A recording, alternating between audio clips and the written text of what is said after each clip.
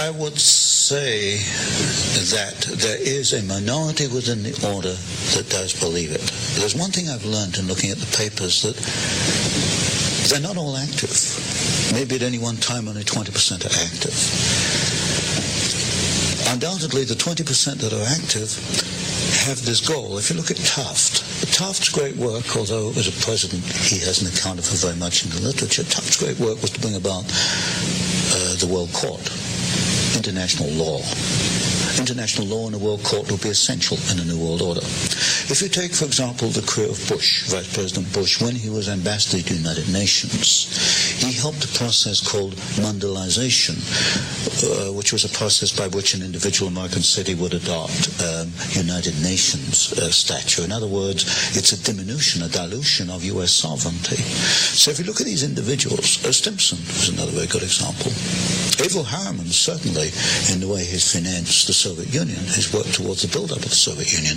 If you look at these individuals and ask what is the common pattern is the creation of a one world. Now, supposedly, these people believe that they are great benefactors of our society, the wise men, those who are especially endowed to rule, and who also believe that the best interests of America happen to be their own best interests as well. I have never seen anything in the literature which leads me to believe that they have our individual rights in their hearts. What I do see in the literature and in the documents is a ruthless drive to acquire power for themselves and to help each other, because this is one of the tenets of the order, that if you have three men coming before you for a job, the preference absolutely goes to your brother in the order.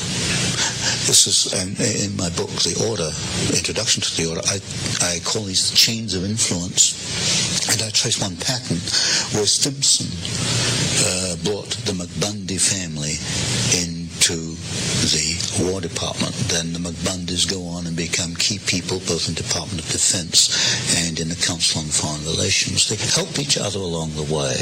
And when you get even a small number of men doing this, it can exert a very powerful force, a very powerful influence. So the basic assumption is that because they know what is best for America, the way to preserve that is to amass power to see to it that the destiny they envision comes to pass. My assessment is they're not thinking what is best for America, they're thinking what is best for the order. What is best for the order is what is best for America in their eyes. Order. Yes, in their eyes. What's good for us has to be good for America, so we will remold America according to the pattern. That's right. Yes. It remains secret for 150 years because these people are under an oath not to talk about it.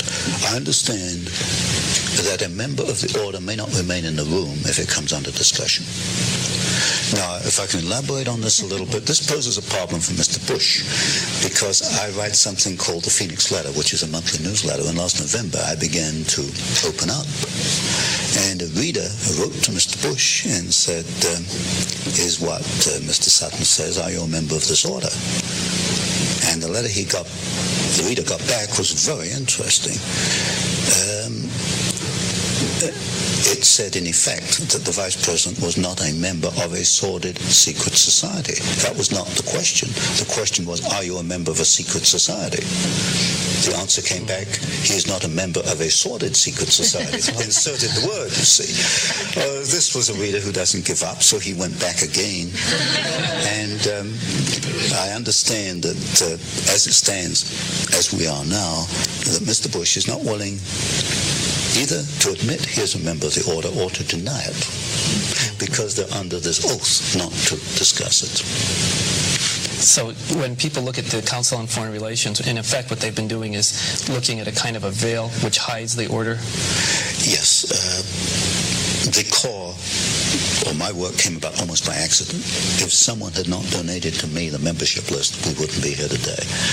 It's remained secret because nobody has done that. Everybody's been looking at the Council on Foreign Relations, the Trilateral Commission, the Bilderbergers. They are not truly conspiracies because the membership lists are open. The membership list of the order has not been open. So there's a distinction between the CFR and the Trilaterals and the order. CFR and Trilaterals are not conspiracies because they are not secret. They do what comes next. And this, of course, is very different argument to many people who've promoted conspiracy have made. They get across the idea that these people telephone each other and have little drawings and maps and diagrams. They don't operate like that at all. If you meet these people, they think alike. They talk alike. They come up with the same ideas simultaneously, and they move simultaneously. They know what they have to do. So they're a breed. They're a breed. Exactly. Now, Tony, what has this breed done? What are their chief accomplishments in molding domestic and foreign policy and actual events in American history since their founding at Yale?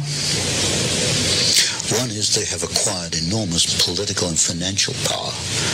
You'll find representatives of the order in politics. What have they done with this power? What has happened to America that would not have happened had they not been the order? Creation of war and revolution. Specifically, which ones? The third book in this series, which I'm bringing out, takes two wars and one revolution. Well, two revolutions in one war. World War II, the Bolshevik Revolution, and the rise of Hitler, which I call a revolution in Germany.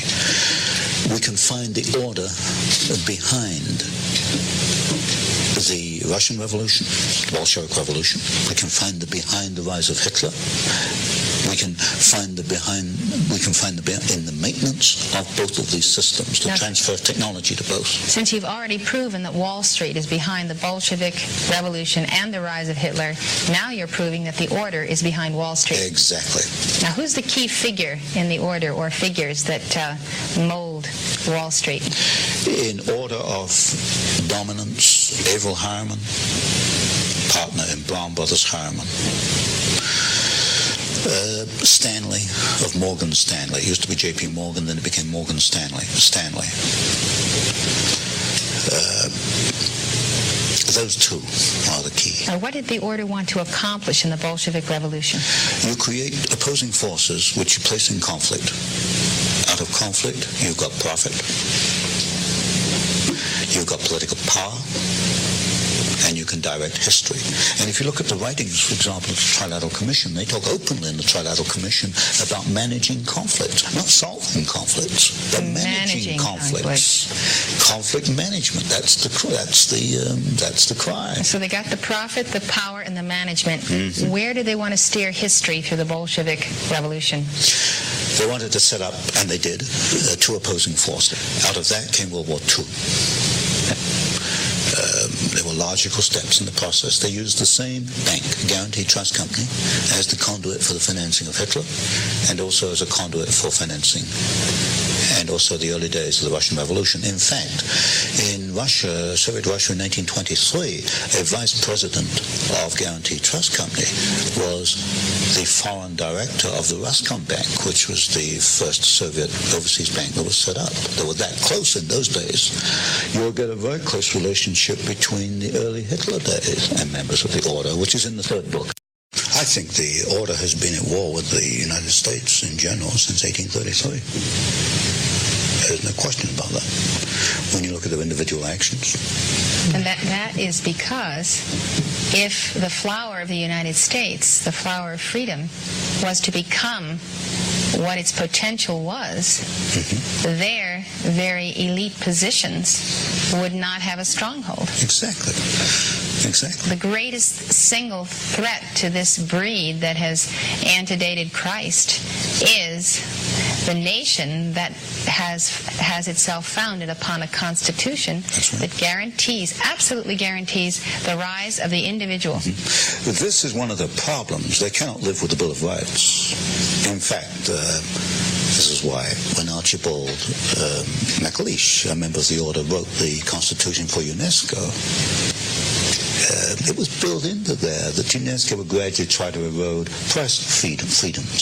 In the Trilateral Commission, you'll find the same criticism, too much freedom of the press. There's just too much freedom for these people. They can't live with the Constitution. They tried to change the Constitution through the Fund for the Republic down here in Santa Barbara.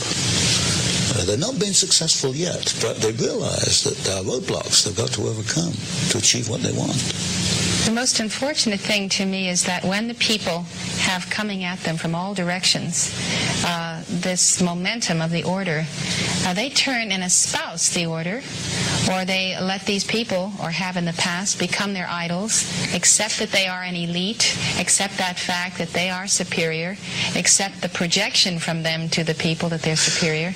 Yes. And today you will find people agreeing with the limitation of freedom in various sectors of this country for various purposes.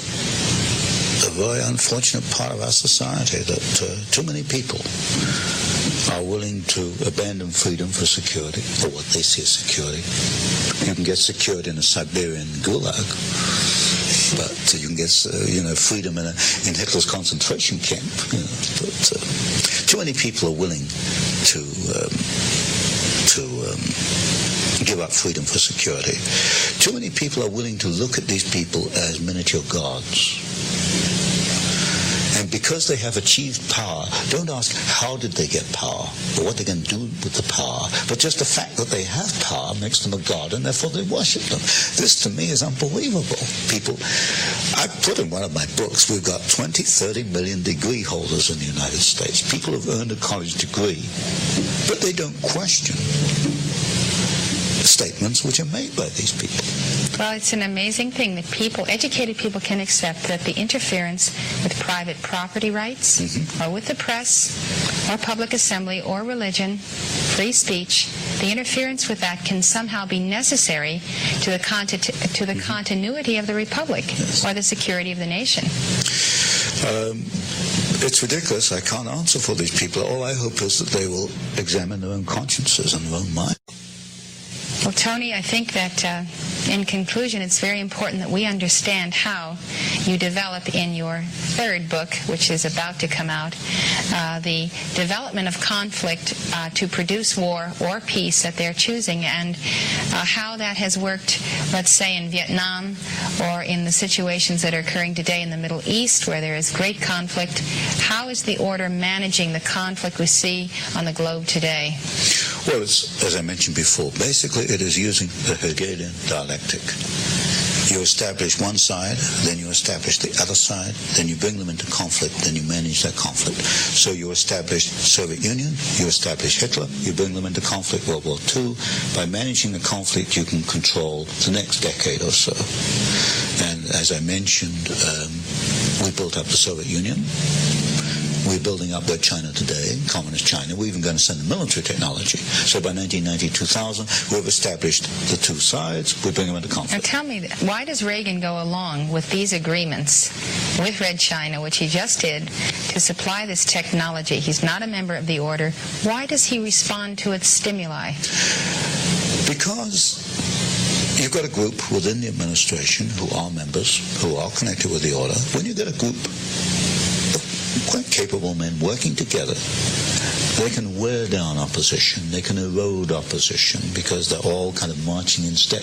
If you get 3 men marching in step, they can do more than 20 men marching to their own step. Don't make my point here. And within the order, for example, or within the administration, you've got, for example, Mr. Bush, and the people around Mr. Bush, Mr. Baker, Chief of Staff in the White House.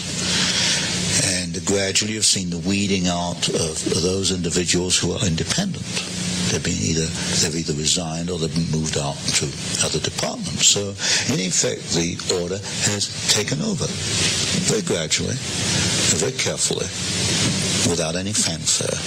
How is the order then managing the conflict in the Middle East? It's hard to believe that the Arabs or the Iranians or the Iraqis are actually under anyone's control except their own. I can't fully answer that today. Many of these questions you can only answer maybe 10 years later, when you can look at it in perspective. For example, I can look at Pearl Harbor today and see quite clearly a much different picture on Pearl Harbor than was put out in 1941. I can't look at the Middle East today and make too much sense, except you've obviously got two sides. You've got the Hegelian dialectic at work. You've got conflict being created, conflict being managed. The Marines go in, the Marines go out.